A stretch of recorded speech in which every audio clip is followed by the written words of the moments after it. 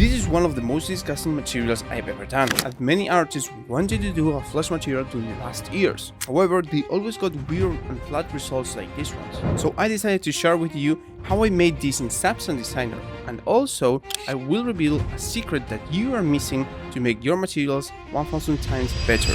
And spoiler, it's something you can't see in Substance Designer, but you can create inside of it. So let's start. So here we are in Substance Designer, and we're going to start with the flesh, which is the core and base of our material. As you can see, this is the final result of the actual flesh shape, but it might change a little bit as we walk through the surface details and adding many other things.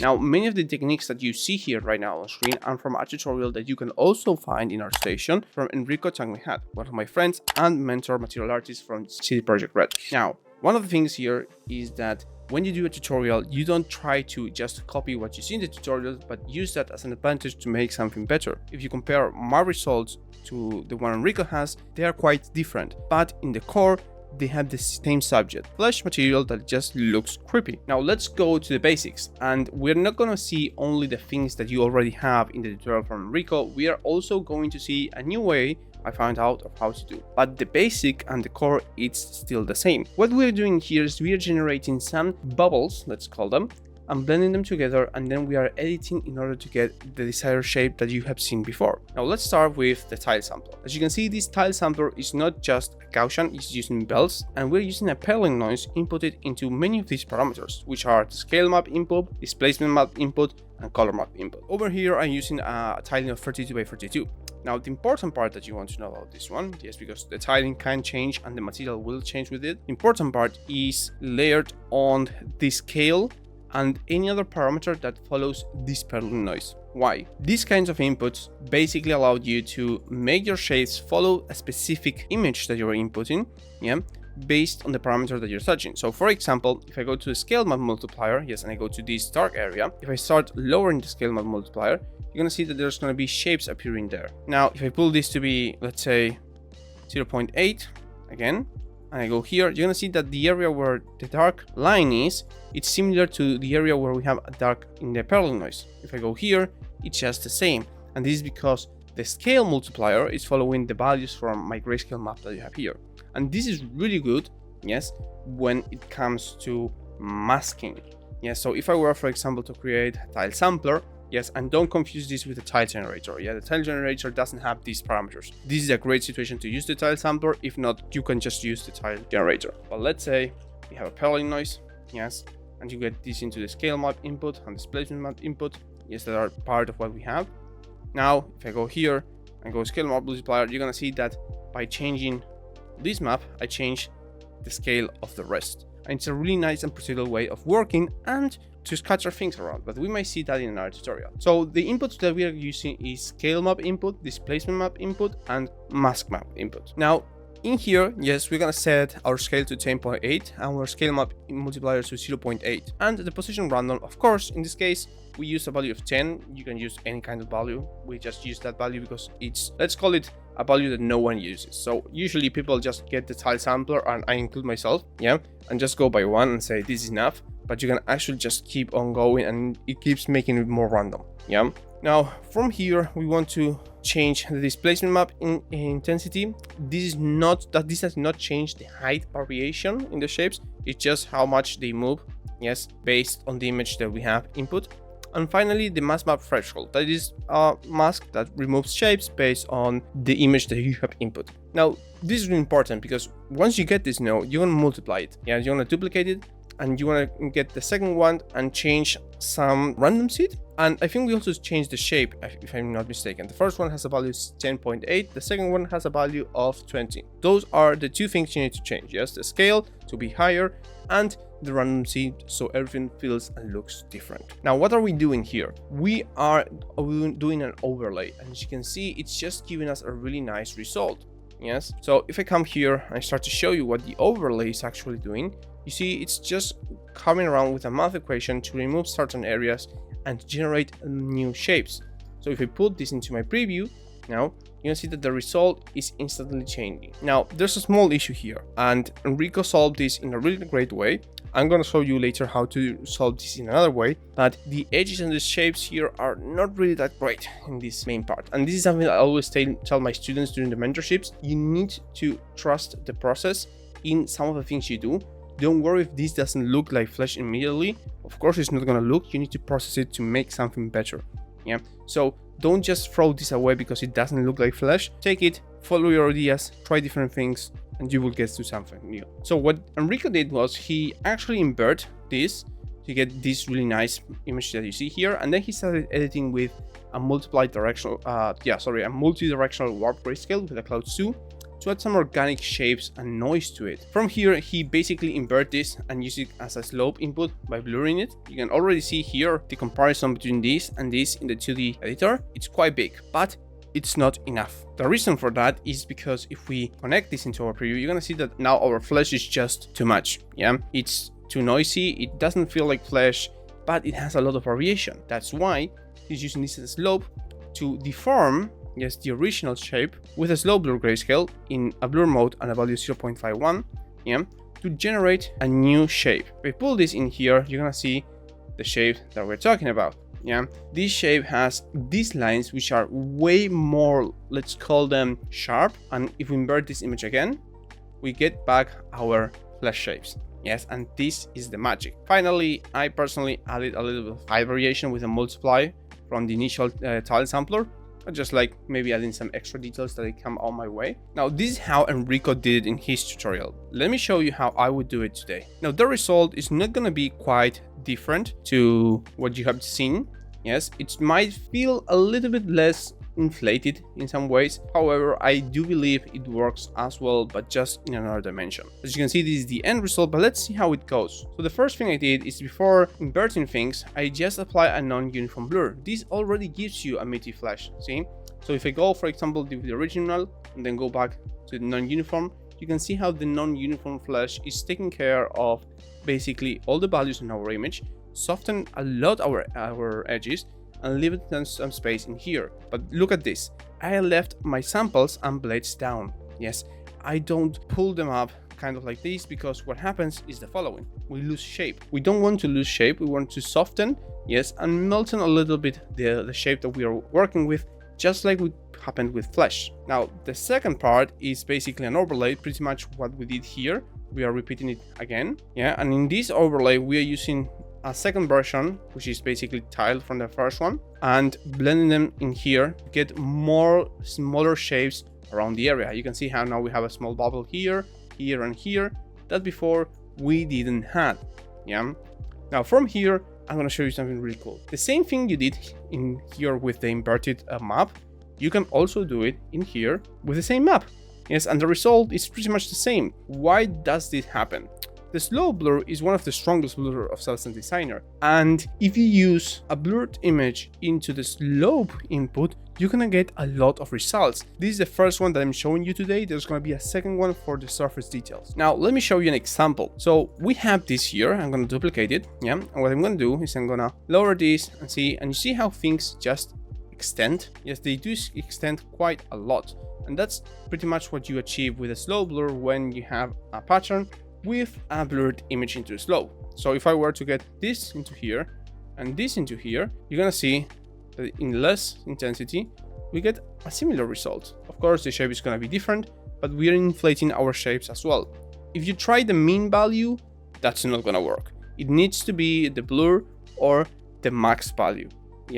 Remember that these two are the ones that you need to use to create inflation in shapes. Now, by doing this and having this result, I just started to pretty much use a little bit of the material I made before to create more details. I wanted, or I felt this didn't have enough cuts, so I wondered myself, how could I make more cuts without affecting the ones that were already here? So my answer was, get what you had before.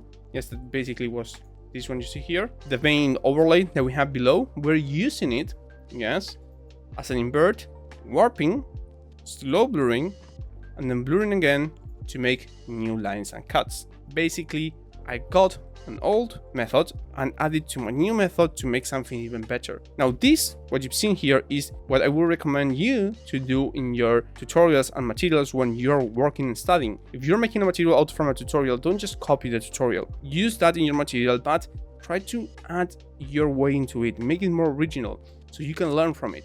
Yeah, combining what you do with what someone else taught you is really powerful because it gets way better results. And you can see it here when I now change to this one, and now I have more shapes. See, now I think the last step was basically adding a little bit of more height variation, yes, in the overall scheme, as you can see, and then finally blurring this with a non-uniform blur just to keep the overall shape. But you can see that this is already feeling and looking like actual flesh, even though we are not using exactly the same shape as we were using before. Now that we have talked about the flesh, it's time that we start talking about the surface details, and this is part number 2 of this tutorial. Now, in this area, we're going to start with a small trick that I already mentioned that comes with the slow blur, and that is using it to extend path. When you use certain noises, like for example, in this case, the Grunge Map 03, yes, and you get another image to blur it, you make these dots or lines, yes, have like kind of like a stretch, or leave a path behind following the shape that you have in here.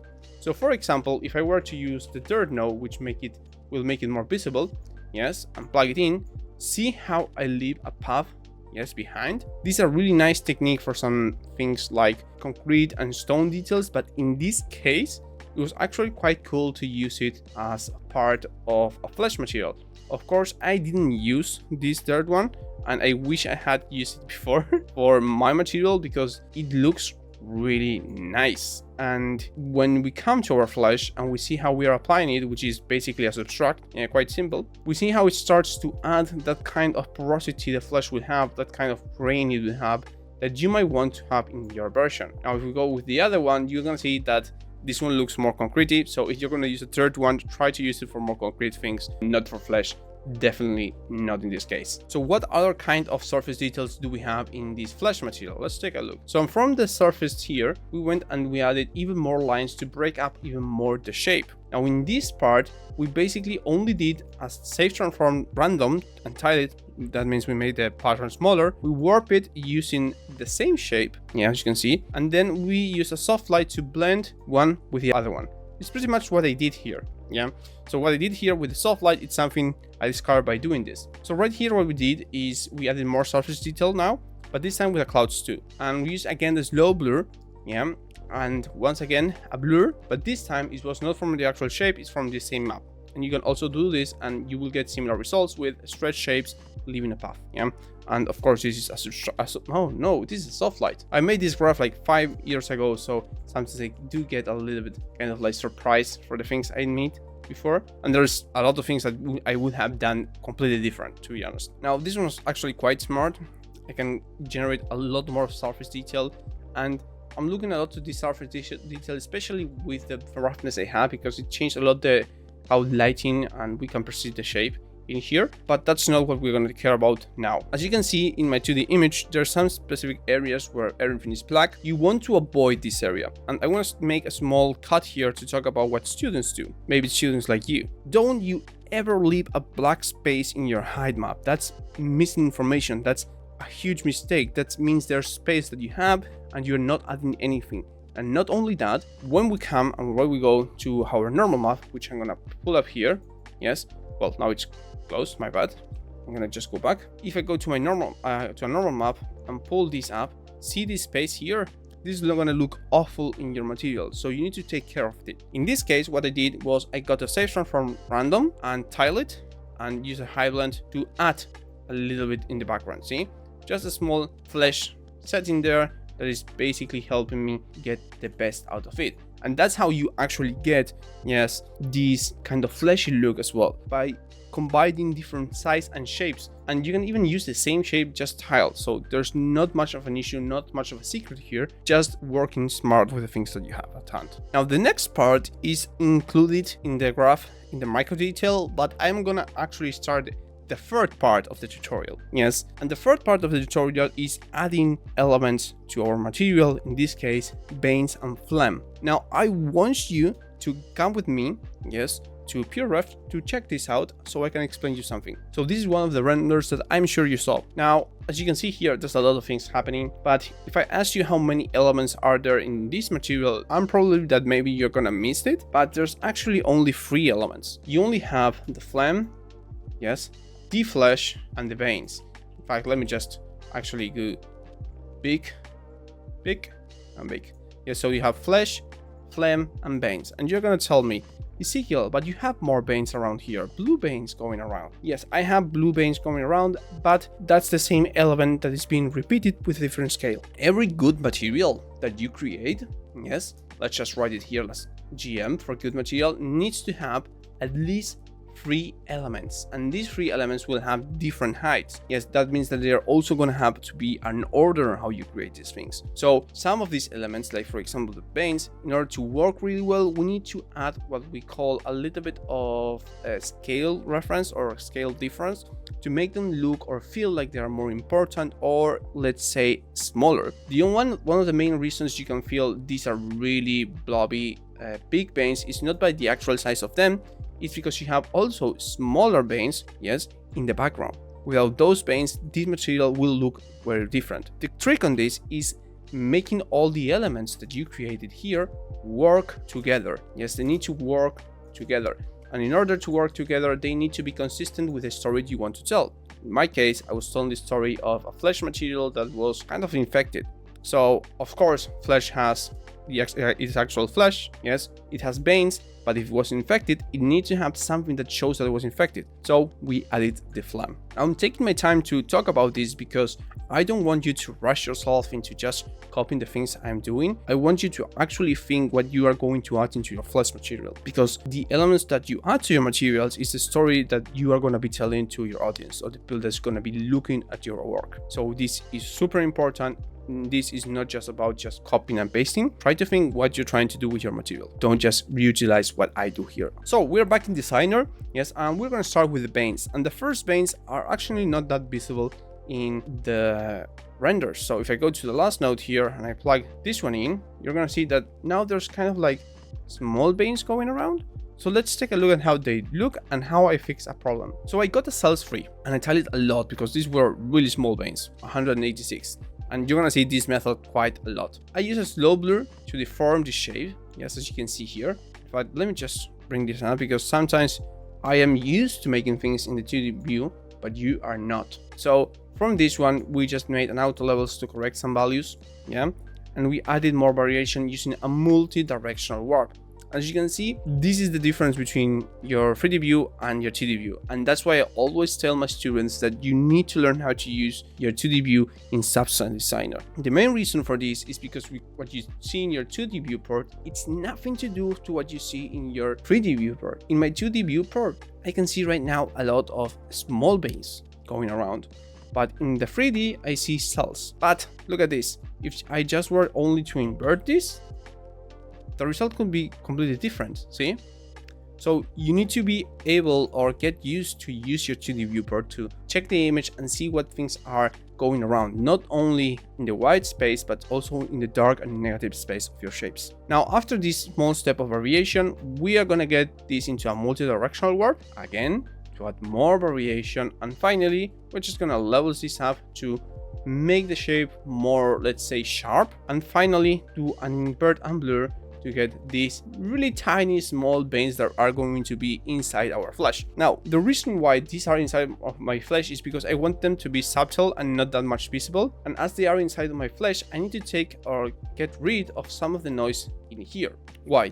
If these veins are coming from the inside, they are stretching the flesh, making it, let's say, less noisy. So we use a non-uniform blur, taking the information from the actual veins to make certain areas, as you can see here, softer. Now in here they have noise, but again, if I connect this, they become softer. And then by using an add, yes, we are adding the small veins. I'm not gonna tell you why I have used a blend node and not a height blend node. I'm gonna keep that for the next part. Now, once that you have done your internal veins, you want to start by you doing your small veins, yeah? Now, I made a mistake when I was younger, and I actually made the inside veins, then the big veins, then the phlegm, and then the small veins. I'm not sure why I did that, but the actual order of these is from the lowest point of height to your highest. So let me show you again in pure rough. If I go here, yeah, you can see that the first thing, or the things that is at the bottom, is the flesh. The next thing, yes, are the internal veins that they are barely visible, as you can see here. They're more kind of acting like a more shape of the flesh, yes. And all of this we are talking about is height. After the internal veins, you have the small veins, and from the small veins, then you have the phlegm, and from here you have the big veins. I'm interrupting the video to talk about this because this is a really great mistake that many students do, and the worst part is that then they don't know why when they're making the materials, things don't come out as they expect. If you're making a material and the way you're doing it's linear, you need to start by point A so you can get to point C, let's say. And there's a lot of things in the middle that you need to create in a specific order to get there. Now, if your highest point, if your lowest point is the flesh, then it's going to be the first thing that you need to create, because then you're going to create your highest point, yes, and that's going to be at the end of your material. And with that, you create an order and as well a workflow of what thing you're going to be doing next, allowing you to be more organized with your materials. Now let's get back to our small veins. As you can see, they are quite small, and the reason for that is because they are basically the same veins that you just made. So you can just copy what you just made on the small veins, as you can see here with the cells. You can add maybe some other noises. I added a slow blur to generate more damage in here, then some warps. And here's the trick: in the levels, you don't put it all to the end, you leave more space, yeah, so there are more lines, and from here we invert them and we blur them with a non-uniform blur to soften the edges. And then once again we add them to our flesh. Now I'm using a really low value because if I pull this into the preview, and don't worry, there's going to be more things than I just explained, as you're going to see that these veins are just going around there and they're still quite strong. So if you use a really low value, let's say 0.025, it's going to be all right. But if you use a point like 0.1, this is what will happen, and the small veins will go over the big veins and the rest. Okay, so now that we saw the small veins, let's go to the big veins, the important ones, and these ones are here, and as you can see, they look really nice. I tried several times to kind of cut the tiling of this flesh, but I also kind of figured out that the way I was going to use it, I really didn't need it. It was going to be way too close the camera to the render, so to the actual material, sorry. And yeah, pretty much I skipped that part. However, it turned out really great because it felt like more a connected thing, and there's some materials that feel like that and that can be used in different games, like for example Scorn, that has some materials similar to this one with webs of flesh and veins going around. You have to play that game, it's actually quite cool. Now, the way I did these veins is actually a way that you might do cracks, but I changed two things. So first, we got the cells form pattern, yeah? Now remember, if you don't want to use this cells form pattern and you want to have more control over it, you can create a tile generator, yeah? And from here, you can do a disc shape, lower scale a little bit, scale around one, kind of like this. From here, we're gonna go down, set position random. Yes, we're gonna add a little bit of intersize in X and Y, and then set it to random as well, and add rotation random. And from here, we set a value 0.53 and change this to max. Yeah, so we don't have overlapping shapes. If we use this into a distance node like this, we're gonna allow to get more shapes and expand them to create our new cells pattern. And the best part is that you can control the shape and randomness of it just like in here, but with even more precision. Now, if you want to talk more about this kind of generations, let me know in the comments so I can make a video about the distance node and how it can help you make better materials. Now, once we have the cells pattern, I did something that many people do after. I did a directional warp to add more variation. I feel like this helps you not break your shape that much or add too much noise, so that then when you get an edge detect, it's not that hard. And here comes the first secret for these big veins. I use a lot of edge roundness, and this is not a technical secret. These are direction, guys. Back to pure rough. The reason why I'm using a huge part of what we call edge roundness is because I wanted certain areas, like for example this vein here or this vein here, to be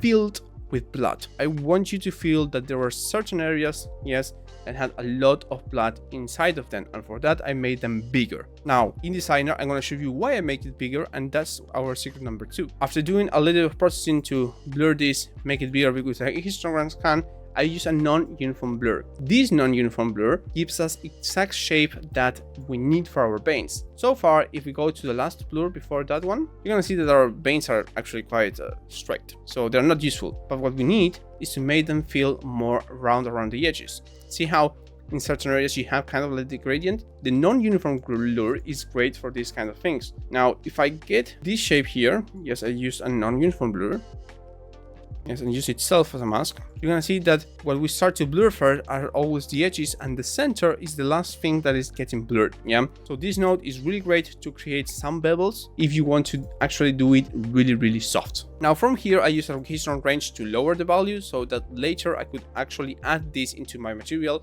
and have a way to control the height of my paints. So if, for example, I go here, I can just change the position of this and choose how much I want my paints to go up, but I can't go really much up because you can see it kind of like cuts the values too high. So we're just gonna go down, and once again we use a non-uniform blur with a mask of the paints to remove, yes, what is the surface detail of the flesh. Now let's move to the final component of our height, which is the phlegm. The phlegm was something I created at the end of the material when I already had my base color, and stay with me because we're going to talk about the base color really soon and about the secret that you are missing. What happens here is that I wanted to make something that felt more organic, slimy and horrible. So I had to start with something like a fluid. I started with a fluid actually because it has the same shape I wanted and it has the direction already. It's already pointing down in the direction that I wanted. Now from here, we're gonna blur it and we're gonna warp this by itself. Now, small trick, this is exactly the same effect that you will get from a liquid map.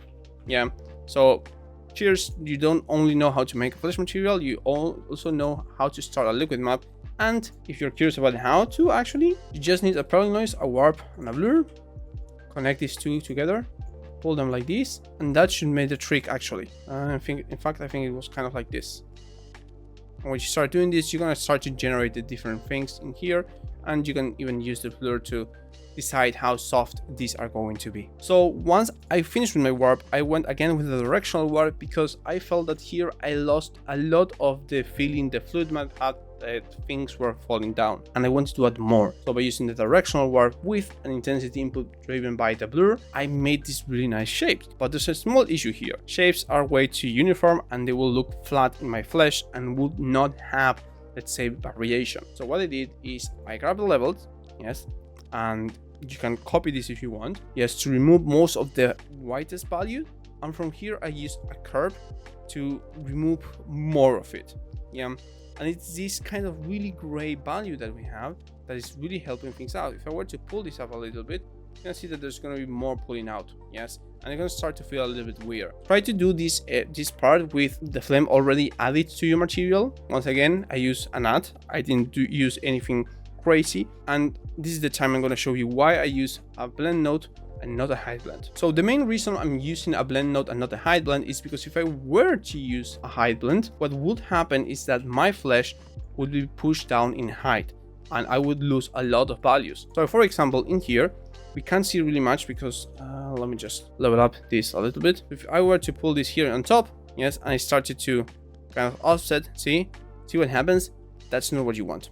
And it's 100% different to what I have. On the other side, by using an add, I'm allowing myself to kind of like increase the surface, yes, of specific pixels in my image, while leaving others just as they were. The high blend doesn't allow you for that, so it kind of creates a problem for you. And this is a great technique if you're creating soil or even brick walls. It can really help you a lot. So now that we have this, we are going to start with the color on roughness, which is going to be quite simple. And from here, we're going to go to the final secret that you need to make this even better. As you can see, this is my full base color, and I have something to tell you. It's quite more simple than you think. Yes, it's not that complicated. Maybe the first part is the part that you really want to learn about, but then the rest is just adding uniform colors with the actual height maps I created for every single one of them.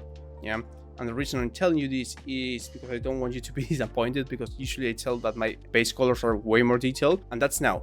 This is 5 years ago. Today I would do it differently. So let's start from the beginning. The first part is the flesh. As you can see, no mask added, and I went following the order of my height, so I don't have to use that much masks. In this area, I did a really nice effect with a non-uniform directional warp, using my flesh as an warp angle input. And this is really nice and crazy. Yes, looks like I was working with this yesterday as well, while I was practicing for today's video. Yeah, let me show you an example. So the non-uniform directional warp is gonna warp your shape following different inputs you have here. One is gonna be the intensity map, and the other one is gonna be the warp angle, meaning in what kind of angle your warp will happen based on the input that you have here. So if we have a blur shape going in here and we tell it to warp it based on that image, see how this starts to stretch and fall around it? It's kind of like it's mapping the noise and the warp on top of the shape, and you can create a lot of really cool effects like these ones. And this can be really useful for tiles, broken tiles mostly,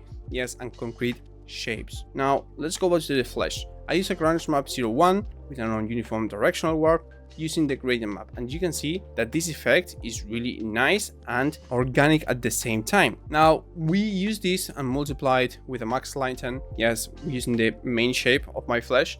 And from here we got a gradient map that generated the color for me. Now I took this from my reference images, and unfortunately I don't have it because it was 5 years ago and I kind of lost it. But I managed to get this from my Gunpowder stall, so we are safe here. So with an HSL, I correct the color I got, yes, from the image. I want it to be less saturated and a little more, let's say, brighter. Before it was actually way too dark. Now from here we started to add more things. I have these red veins, yes, that you can see that are going everywhere, but they're not exactly the red veins that we created before. Yes, these ones are ones that you could see on the flesh, but you could not feel or kind of see the actual texture of that pulling out because they weren't pulling out yet. They weren't really close to the surface of the skin of the flesh. And you can see the color is actually quite simple, just a pure white. Now the next part, it's the big veins. And for this one I have something really nice. So I use basically just the same image, yeah, from the veins, yeah, the same mask, and I generated the color with the gradient map. And I made sure, yes, they have a really bright red color, so I could feel these areas here, these big areas. The reason why I wanted these big areas to be kind of bright is because it's the place where more blood kind of gets together, so the skin of the vein stretches, and as it stretches, more light can get into it, so it makes it brighter because it's also bouncing more around it. That's how I look at it, and to be honest, it worked really great, leaving other spaces like this one filled with more blood, which is actually more darkened because there's less light bouncing inside of that area. And by using the mask, we basically get a good grip. Now look at this. Now it comes the phlegm. And a small secret, you do for this kind of materials, try not to use always super white masks like these ones. Yes, in my case I did it, yes, because it's kind of like in the veins I wanted you to only see blood. But for the phlegm, if I use this uniform color, it would have felt to, let's say, flat. But if you use a mask like this one, that is the actual height of the phlegm, you're gonna realize that in certain areas you can see the color of the phlegm, and also you can see the background color, and that's crazy. Let me show you why. This is the great example. We are talking about phlegm. Phlegm is kind of like a viscosity it has, and it's translucent. It's a translucent material. Now there's different ways of making that in shaders work, but as we're doing everything in a single and unified material, I made it a try and created in the base color. All this area has phlegm, but as the mask of the base color is soft enough, it allows you to actually see here, yes, the veins. And if the mask is also in the height, you can also see a little bit of the shape of it in the height. Another example is here. You can see how this vein, yes, goes from here, follows like this, and just goes in. You can see the color in this right area. Yeah, and that's what makes this even more realistic and kind of like fulfilling when you're looking at it, is that it has a lot of things that just make sense to your eye when you look at them. You don't even have to really think about it. You just see it and say, that's a lot of detail. Now going back to my base color, I have this base color for the phlegm, and from here we're gonna add the blue veins. Yes, that are basically the mask for my small veins. Yes, I just remove the big veins and the phlegm from it and add it on top of the material. That's why sometimes you don't see much of them. I think I actually didn't remove the phlegm. I just removed the big veins, yeah, here, and that's it. That's all we got. So next part is actually the blood generator, and it's just a simple dirt generator. Yeah, we use a dirt generator, but there's a reason why we use it. The reason we use it is because it's first targeting, yes, you can see the areas. We are going to be able to see it here when we have the actual gradient map. I'm going to talk about this later. It's actually targeting the areas that are deeper into the material, and this allows us to create contrast between the foreground and the background. And that's something you need to learn for your materials as an artist. By doing this, what we are creating, yes, is basically a sense of what is in front, what is behind, by adding a dark color in the background, saying this is dark, there's low light coming in here, and what's in the foreground, this is bright, there's a lot of light coming here. And again, just a really nice uniform color that you can pick from here. Of course, this is also as well in our roughness. And then this is something I added later for you. I usually do in my materials is curvature smooth and take it into a gradient map, and you can see the nice height map we have here. And I use an overlay or soft light, yes, to create more contrast in the color and make it feel like it's already 3D. You can see that the result between this one and this one is completely different. Now, the final step of this material before we end is the roughness. But as you can see here, I actually kind of made a mistake back in the day and I lost a lot of details. So something I would recommend is that you start with your base color, transforming it to grayscale information, yes, in order to make it more detailed for your roughness. Yeah. So if, for example, if I were to come here to my base color, yeah, here, and create this into grayscale conversion, I already have a roughness map for this that works really great. In fact, if I replace it here, yeah, it should work as well. Now, the only thing, yes, or let's call it the only problem, is that at that time I didn't know about it, that I could do that. So what I did is basically I combined these two uniform colors to make one really bright and the other not that bright, and I used my flesh height map as the mask. Yeah, why? Because I wanted the areas, yes, these lines, not to have that much attention. If they were gonna be so back inside the material, I didn't want them to be so much brightened, and they were gonna get that kind of darkness in the roughness from the blood. So from here, yeah, we went to the next part where in here I'm adding the actual blood. Yeah, this is the blood generator.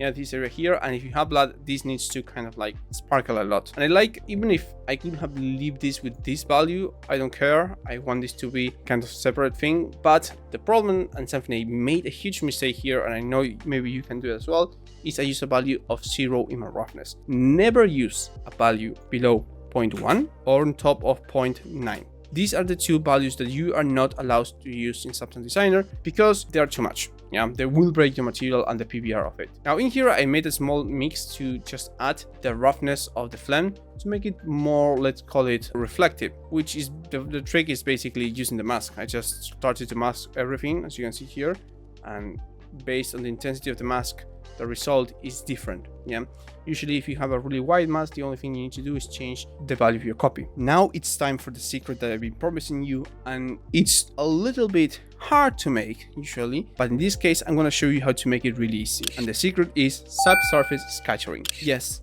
I'm not joking when I'm saying this. Subsurface scattering is a secret that many people don't use in their flash materials, and because of that, they don't get really great results. Now, there's two reasons they don't use subsurface scattering. The main reason is because they don't know about it. Yes, when I started making materials, I didn't know what the hell subsurface scattering was. Even many universities don't teach you this unless you're training to be kind of like a character artist. You're in a character artist course and you need to do texturing. But the other reason people don't use it is because it's hard to set up, especially if you're working in Unreal Engine. However, I didn't make these renders that you're seeing right now on screen in Unreal Engine. I made them in Marmoset, and I'm going to show you how to use it in Marmoset because it's really easy and you don't need to set up any shader. So let's get to it. The first thing you're going to need is a subsurface scattering map.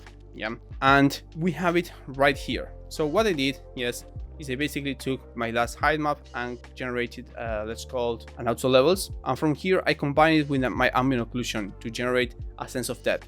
My ambient occlusion is telling me, hey, here there's less light getting here there's more light, so I want this area to be more lightened than the other one. But why do I say that this area is going to be more lightened than this one? The subsurface scattering is a method that was created for computer graphics that allows us to calculate how light interacts with surfaces like skin, where light will go through it and bounce several times inside of it before it goes out again. So basically what we're telling the software with an image like this one, or maybe the next one, yes, which will be this one, is that these areas here that are really wide will get a lot of light inside of them, yes, and they will bounce a lot. So once you have this map, that it could have ended at this area when you are doing the combination between your ambient occlusion and your actual height map, you are going to go to Marmoset and you are going to do this. Right now we're in Marmoset and you can see that the material is not looking good at all. Yes, It's looking terrible, guys. Now we're gonna make the last change right here. I'm gonna go to my shader and I'm gonna go to my transmission section that is gonna should be kind of like gray. The reason it's gray is because I need to activate it. I'm gonna click on this and go to subsurface scattering. This might take a little bit to load because Marmoset right now is rendering this with ray tracing, and I think it's in 8K, so it might take a little bit to load. And you can already see, look at this, the material already changed. If I were to make a render of this, it will look way different. Now you can see that in here we have the scatter depth and diffuse. The scatter depth is how much will the light scatter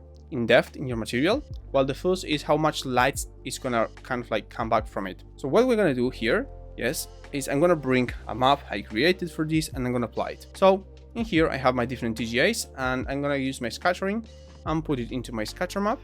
I'm gonna let it load and then into my diffuse. Now if you see here, there's actually some change going on, but that's not much of a change. For what I wanted to do, I wanted this to be super disgusting. So what I did is I cranked up my scattering, and the more you crank your scattering, the more soft this will look. So take a look. Right now we are at 49 value. So I'm gonna go here because it's gonna be easier to change it from here if this ever loads. And I'm gonna change basically the intensity, yes, of this.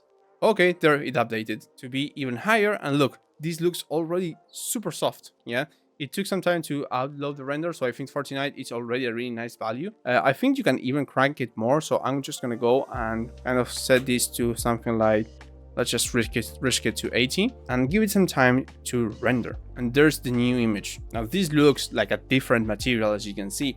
And the reason right now it's looking 10 times better like 5 years ago is because now I'm doing it in Marmoset Toolbag 4, which has ray tracing. So the rendering of this is way too different. Now I don't feel you need to touch anything about the fast map in here.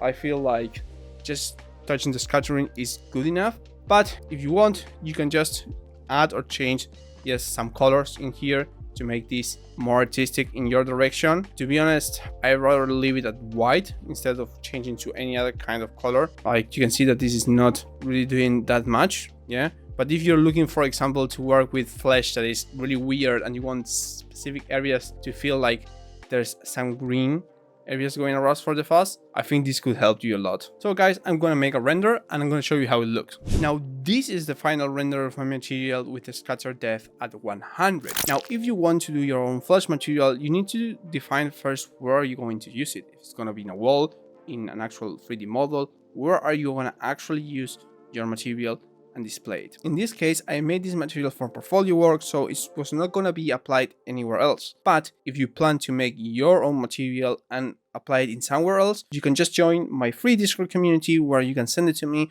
and I can give you some feedback. You can find the link to join in the description of this video, and I hope you enjoyed it today and you can keep learning Substance Designer with other of our tutorials like this amazing wood plank tutorial. Thanks for coming and I'll see you next week.